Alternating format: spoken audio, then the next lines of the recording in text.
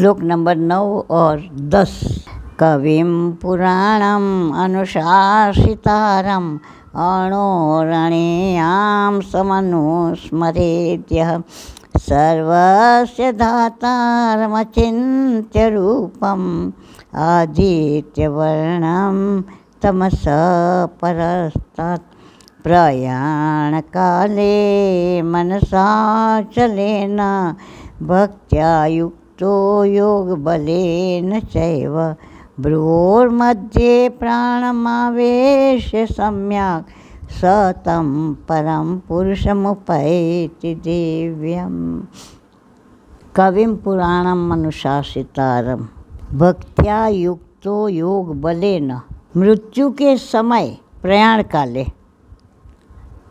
काले मनसा अचलेन मनसा भक्त्या युक्तो योग बलेन च एव। मरते समय, प्रयाण काल के समय, इस शरीर छोड़कर जाने के समय भक्ति एवं योग बल के द्वारा जो पुरुष युक्त है, आगे जो कहा था ना, निरंतर प्रभु चिंतन रूपी योग से जो युक्त है और ऐसे चित्त के द्वारा जो सतत मेरा स्मरण करता है, भजन करता है, चिंतन करता है। संसार में रमने वाला चित्त के द्वारा निरंतर चिंतन संभव नहीं होगा। जिसने जिस चित्त को परमात्मा में डुबो के परमात्मामय कर दिया है, ऐसे चित्त के द्वारा वही उस परम दिव्य पुरुष को प्राप्त होगा। आगे इसी के पहले वाले 8वें श्लोक में बताया ना भगवान ने कि जो और कहीं जाता ही नहीं, मेरे ही चिंतन में, मेरे में ही लगा रहता है, ऐसा जो है वही भक्ति है, वही योग है। इससे जो युक्त है वो क्या करेगा? भ्रुवोर मध्य प्राणम आवेश्य सम्यक। वो युक्त पुरुष दो भ्रमरों के बीच में प्राणों को सावधानतापूर्वक ऊपर लेके स्थिर करते, स्थापन कर दे, वहाँ उनको स्थिर मन के द्वारा पकड़ के रखे। ऐसे जो सर्वज्ञ अनादि सबके नियंता, मैंने अनुशासितारम हूँ, जियो जिसका अनुशासन सब पर बरतता है, वो सर्व के नियंता, सर्वस्य धाता, सबके कर्मों का फल देने वाला, जैसे जैसे जिसका जो जो कर्म उस हिसाब से उनको फल जो देता है, वो सर्वस्य धातारम, सर्वस्य धातारम अचिंत्य रूपम आदित्य वर्णम। आदित्य सूरज नारायण जैसा चमकता प्रकाश वाला, चिंतन में न आ सके ऐसा जिसका रूप है और सूर्य जैसी जिसकी कांति है, तमसः पर, अज्ञान रूप अंधकार से अत्यंत दूर है, परे है, और अणोरणीयान सम, सूक्ष्म से भी अति सूक्ष्म ऐसा जो है वो मुझे स्मरण कर सके, वह पुरुष ब्रह्मरंध्र द्वारा प्राणों का त्याग करके उस श्रेष्ठ दिव्य पुरुष को प्राप्त कर लेता है। जो चिंतन में नहीं आ सकता, जो सबके फल का दाता है, सबके ऊपर जिसका शासन है, जो सर्वज्ञ है, अनादि है, उसको स्थिर मन के द्वारा सूर्य समान जो कांतिवान, अज्ञान रूप अंधेरे से अति दूर, सूक्ष्म से भी अति सूक्ष्म ऐसा मुझे स्मरण करता है। भगवान ने अपने स्वरूप का वर्णन किया।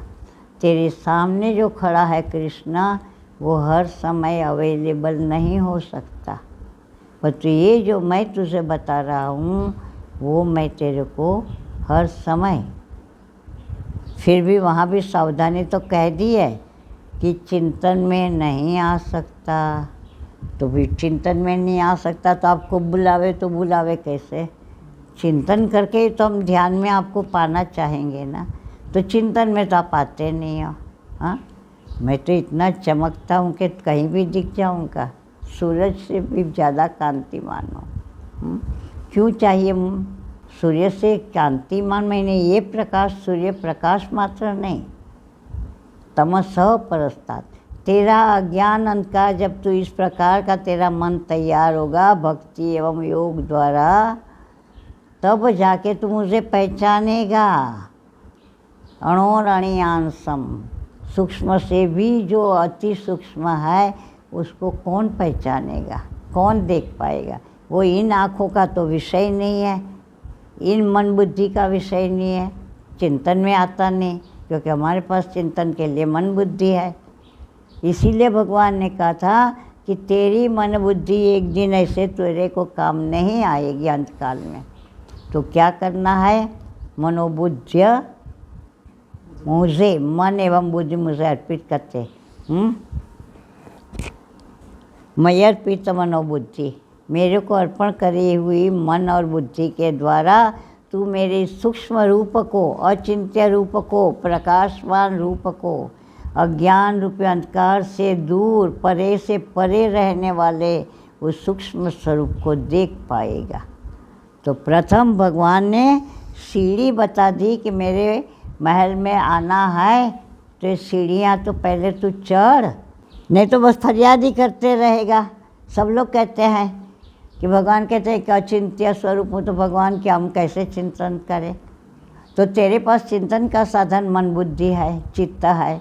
तू, भगवान ने क्या कहा, निरंतर मेरा ही चिंतन करता हुआ, मैंने मेरा स्मरण करता हुआ, मुझे ही याद करता हुआ, मेरे को ही चाहता हुआ, मेरी ही पूजा करता हुआ, मेरे को ही हर समय नज़र भर के देखता हुआ, मेरे को ही ढूंढता हुआ, ऐसा जब ये चित्त होगा तो वो तेरे वाला चित्त रहेगा नहीं, बदल जाएगा।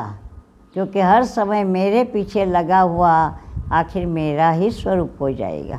ये तो पारस से भी ज़्यादा है। पारस जो है, अगर लोहा बार बार उसको छुएगा, बार जब विधि है उस विधि के हिसाब से, तो वो तो स्वर्ण हो ही जाएगा एक बार के स्पर्श से।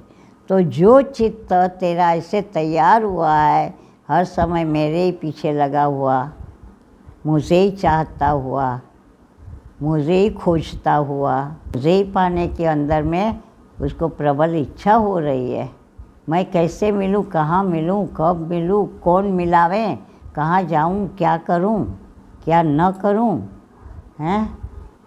तो ऐसे जो है वो चित्त तेरे वाला नहीं रहा, इस पंचभूतात्मक नहीं रहा।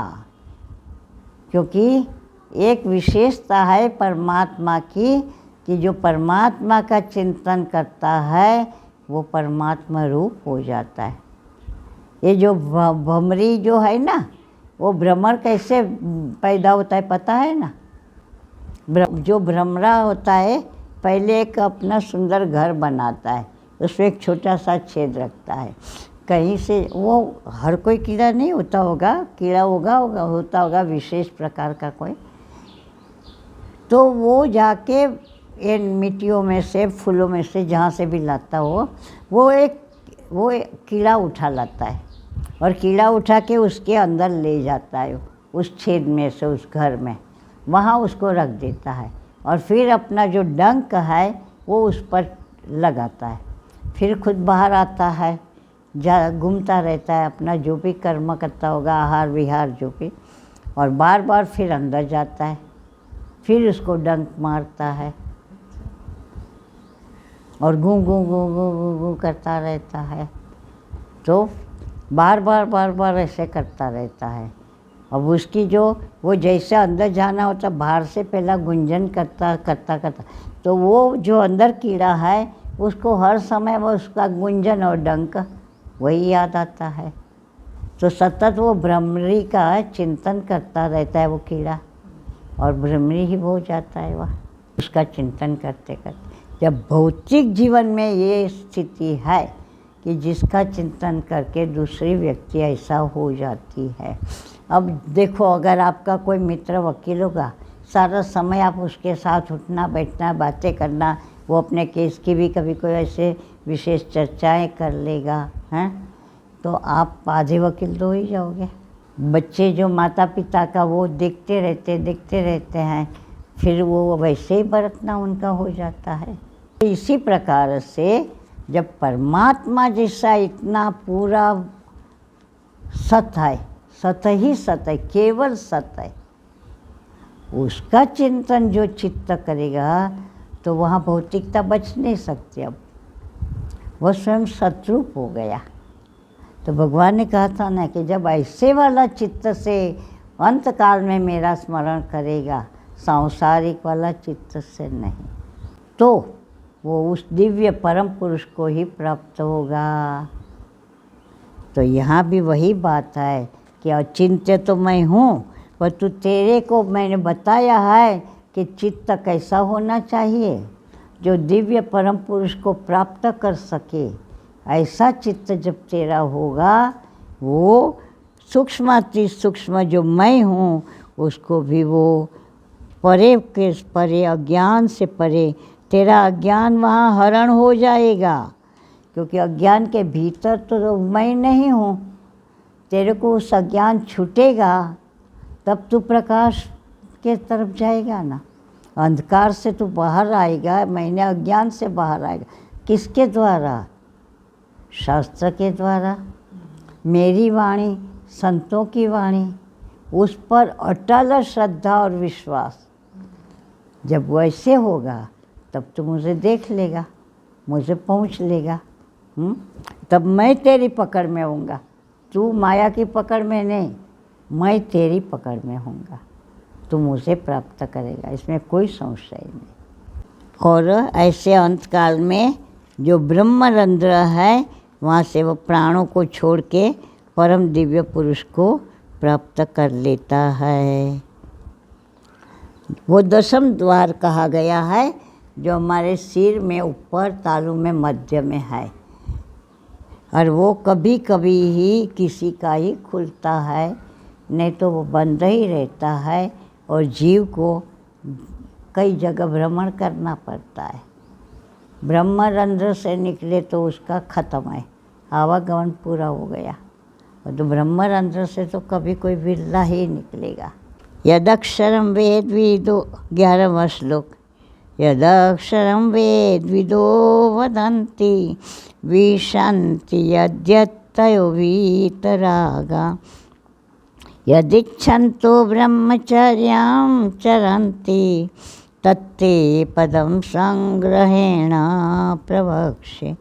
जिस पद की इच्छा करते हुए ब्रह्मचर्य का पालन करते हैं साधक वितराग योगी, तो उस पद के मैं तेरे को संक्षिप्त में समझाऊंगा, वर्णन करूंगा। वेद को जानने वाले वेद विदः, जो ओमकार नाम से प्रसिद्ध है, ऐसे आसक्ति रहित यत्नशील महात्मा पुरुष जन जिसमें ध्यान के द्वारा प्रवेश करते हैं और परम पद को इस चाहते हुए गुरु के पास रह के ब्रह्मचर्य पालन करते हैं। जो योगी जनों के प्राप्ति का सारा पद है, उसको जो भी चाहेगा उसको गुरु की शरणागति लेनी पड़ेगी। यहाँ भगवान ने गुरु तत्व रखा। गुरु कोई भी हो सकता है, किसी का जरूरी नहीं है, हैं? देखो ये स्वामी राम तीर्थ, उनके जो बचपन के जो जब छोटे बच्चे को पढ़ाने वाले जो थे, वही को वो गुरु मानते थे, उस ब्राह्मण को। और इतना उसमें वो थे कि जब वे बड़े भी हो गए, ज्ञानी भी हो गए, तब भी अपने गुरु को रोज़ एक चिट्ठी लिखते थे। उनको ही अंत तक गुरु माने कि जिसने प्रथम मुझे अक्षर पढ़ाए। अगर मेरे को पढ़ाया ना होता तो मैं विद्वान कैसे होता, मैं भगवान की दिशा में कैसे जाता। वो बहुत सरल ऐसे देहाती से उनके जो शिक्षक थे बचपन के। तो वेद को जानने वाले, ओमकार को समझने वाले, वेद क्या है? वेद को जानने का अर्थ ओमकार को जानना। आसक्ति रहित यत्नशील महात्मा जन ध्यान के द्वारा इस ओम में, उस पद में प्रवेश करते हैं और उसको चाहने की जिसको चाह है, ऐसे वो गुरु के पास रह के ब्रह्मचर्य का पालन करते हैं। और वही पद कैसे पाया जाए, वो पद की परिचय मैं तुझे संक्षिप्त में कहूँगा। 12वां, सर्वद्वाराणि संयम्य मनोहृदि निरुध्य च मूर्ध्याध्यायात्मनः प्राणम् आस्थितो योगधारणाम् ओम इति एकाक्षरं ब्रह्म व्याहरन् मामनुस्मरन् यः प्रयाति त्यजन् देहं स याति परमां गतिम्। एकाक्षर ब्रह्म है, ओम मामूली शब्द नहीं है। सर्वद्वाराणि संयम्य, द्वार क्या है? हमारे सारे जो इंद्रियां हैं वही दरवाजे हैं। तो सारी इंद्रियों को वश करके और मन को हृदय में रोप के रोधन करना, मैंने निरोध जो कहते हैं ना, वो निरोध करना, रोके रखना, मन को हृदय में रोक के ओम इस प्रकार एक अक्षर ब्रह्म का उच्चारण करते हुए, जो मेरा स्मरण भी करते हुए आत्मा की योग धारणा में स्थित हुआ जो पुरुष अगर प्राण को ब्रह्मरंध्र में ऊपर चढ़ा के देह को छोड़ता है तो वह परम गति मैंने परमात्मा को प्राप्त होता है। प्राण को इतना ऊपर ले जाता है कि वो एकाक्षर ब्रह्म का सहारा लेके उनका उच्चारण करता हुआ व्याहरण, मैंने ओम ओम जो है ना, वो जितना भी हो सके मोटे से बोलने का भी उसका एक विशेष है लाभ। ओम का जितना भी उच्चारण हो सके करना बहुत पवित्र माना गया है और कैसे भी परिस्थितियों में वह शुद्धि प्रकट कर सकता है, क्योंकि ओम कोई सामान्य अक्षर शब्द नहीं है। भले देवताओं के नाम में भी विशेष विशेष है सामर्थ्य, तो ओम तो सर्वोपरि है। और कुछ लोग जो बहुत मानते हैं वो बिना नाहे ओम को याद भी नहीं करते, ओम नहीं बोलेंगे। ओम अंत है और उद्भव भी है, वेद की उद्भव ओम है और वेदों का अंत भी ओम है। वेद ओम से प्रकट हुए, ओम में समाते हैं, ओम ही पूर्ण वेद है। वैसे भी देखो तो अ से म तक में जितने भी अक्षर है सब उसी में समाये हुए हैं। तो कोई भी आप कहो, वेद कहो, गीता कहो, तो शब्द रूप है ना, तो शब्द तो अ से म तक में है, तो ओम में ही है, उत्पत्ति है ओम से ही, पूर्णाहुति है उसकी। तो इंद्रियों के सारे दरवाजे पर वश मन का हो, ऐसे मन को हृदय में रोक के ओम का उच्चारण करना। उच्चारण करते समय ओम में ब्रह्म भाव की, यह एकाक्षर ब्रह्म है, साक्षात पूर्ण ब्रह्म परमात्मा है, इस प्रकार मन में भाव सहित और मेरा स्मरण साथ में करता हुआ योग धारणा के द्वारा आत्मा में स्थिर हुआ पुरुष प्राण को ब्रह्मरंध्र में ऊपर रोक के देह छोड़ता है तो वह परम गति प्राप्त करता है। परम गति कहो, परम पुरुष कहो, परम पद कहो, एक ही है। गति पद ये सब अलग अलग वस्तु नहीं है। अनन्या चेता सततम यो माम स्मरति नित्यशः तस्याहं सुलभः पार्थ नित्ययुक्तस्य योगिनः। हे अर्जुन, जो पुरुष एक चित्त के द्वारा जब तक वो जीवन है, प्राण है, निरंतर मेरा ही स्मरण करता है, मैंने वो एकात्मिका बुद्धि है, एक ही एक को भजता है, अनेक में उसकी बुद्धि नहीं भागती फिरती। अव्यभिचारिणी बुद्धि जिसको कहते हैं, ऐसे मन के द्वारा वो अन्य को भी पूजना करना वो अब नहीं है। एक में ही एकाग्रता है, एक अद्वैत तत्व में ही वो रममाण रहता है। तो जीवन भर एक चित्त से अर्जुन जो पुरुष मेरा ही चिंतन स्मरण करता है वो मेरे में ही युक्त हो गया, मेरे से जुड़ गया। ऐसा जो योगी है उसके लिए मैं सुलभ हूँ, मैंने सहज ही उसको प्राप्त होता हूँ। तस्य अहम सुलभः पार्थ, ऐसे को मैं सहज सुलभ हूँ। मैंने मुझे प्राप्त करने के लिए कहीं घर बार खाना पीना वस्त्र सोना कुछ भी छोड़ने की ज़रूरत नहीं है, रात रात जगने की ज़रूरत नहीं। एक बात समझ लेने की ज़रूरत है, अगर उस प्रकार से वो करता है तो मुझे प्राप्त कर लेता है। तो वो फिर अब आगे मामुपेत्य पुनर्जन्म दुःखालयम शाश्वतम नाप्नुवन्ति महात्मानः संसिद्धिं परमां गता। माम उपेत्य, मेरा भजन करके, मेरा ध्यान करके, मेरा स्मरण करके परम सिद्धि को जो प्राप्त हुए महात्मा जन हैं, उनके दुख के स्थान रूप क्षण भंगुर जन्म दोबारा उनके लिए नहीं रहता।